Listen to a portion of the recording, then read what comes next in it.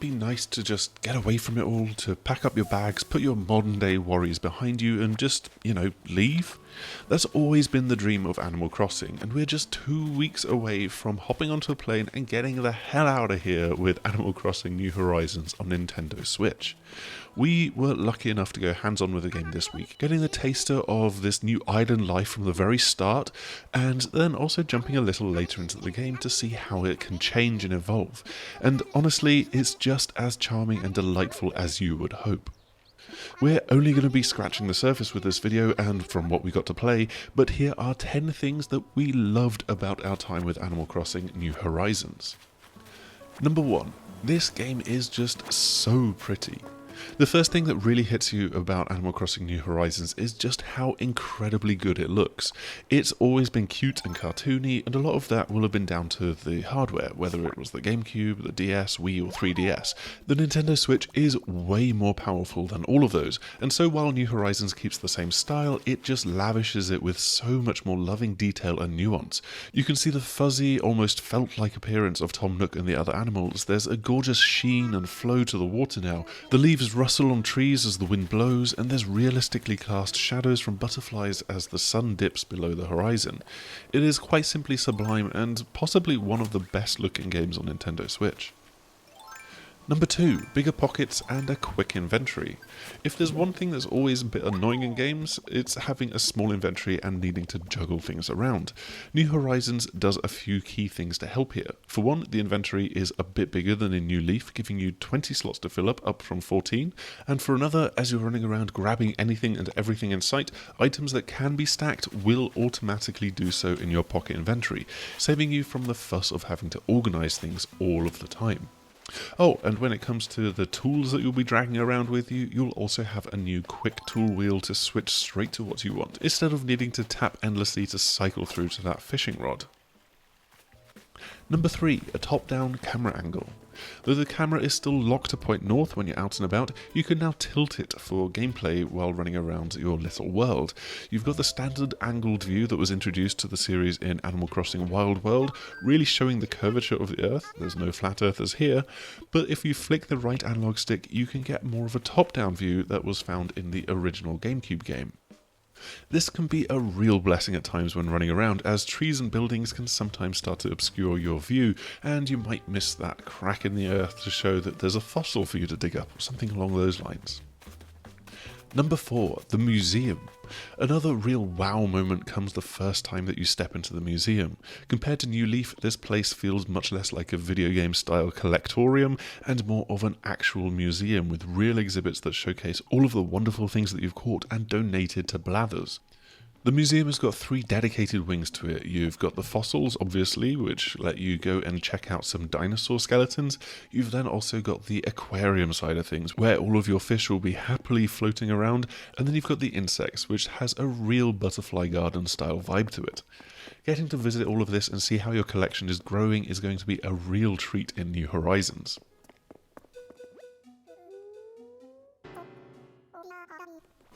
Number 5, building up those Nook Miles.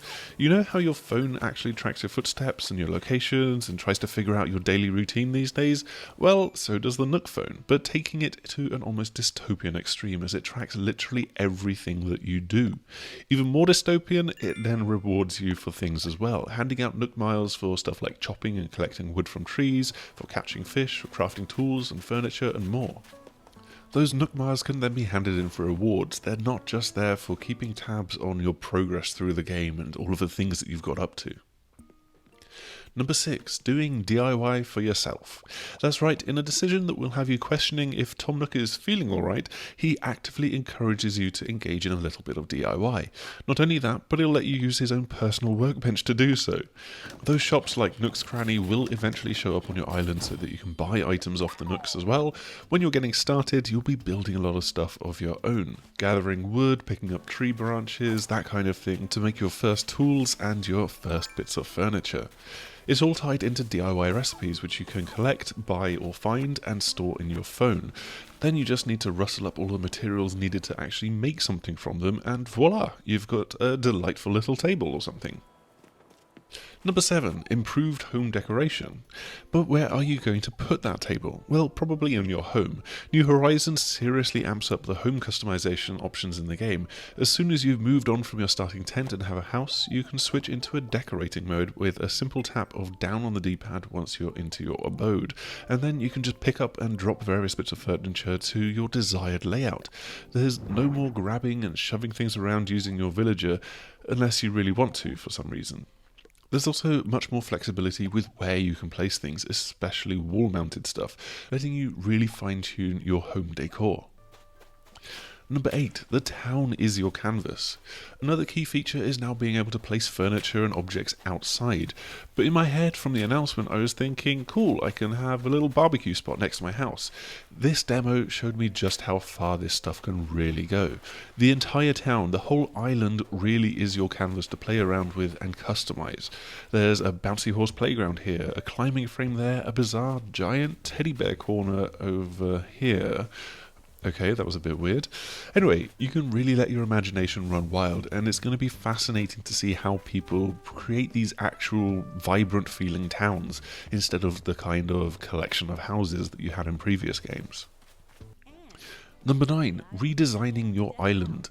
Eventually, once you've gained enough of Tom Nook's trust, you will earn the permits to do more than just alter the island's window dressing. You'll be able to transform the island itself, setting down dirt paths or paved areas, pulling out a shovel and creating or removing streams and cliffs on the now multi-tiered lands. It's like a little slice of Minecraft or Dragon Quest Builders is being thrown into the mix here.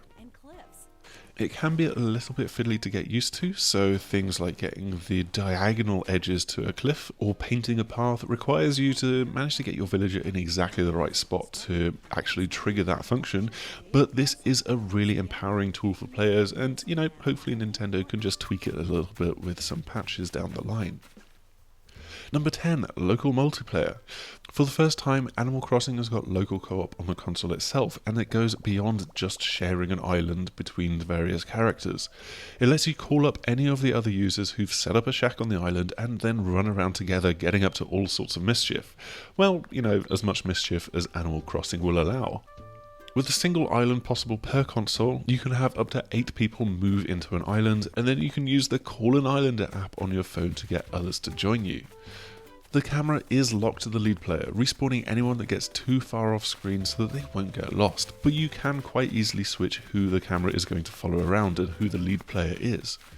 The one real caveat to all of this is that the second, third and fourth players don't have much independence because of this.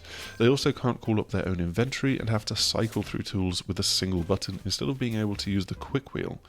It's been designed for the quick pick up and play nature of the Nintendo Switch, letting you easily get into the game with a single Joy-Con. But it carries over to if you're playing with a full Pro controller in your hands as well, so you can't even use the D-pad to cycle through tools in 2 directions, you've just got to use the X button to do that cycling instead. Still, as long as you accept that you are basically just lending a hand to whoever the main player is, it's a good all-around mode and allows for plenty of actual live collaboration instead of only being able to take turns as you were able to do on Wii and GameCube. That's our list of 10, but as I said, I'm sure we're really only scratching the surface of this game from what we got to see and what we're able to talk about from this. I mean, there's so many returning characters like Isabelle, Savannah and the Able sisters, things like visiting other islands and upcoming game events, so much of the charm of Animal Crossing that's sure to only reveal itself after playing the game for a few weeks, months and even years. We will be sure to dive into the game and more of its possibilities as it comes out, and so be sure to keep an eye on this YouTube channel and also the sixthaxis.com as well. But until then, I hope you've enjoyed this video and be sure to like, subscribe and maybe even share it around before you go. Hopefully we will see you again soon. Goodbye!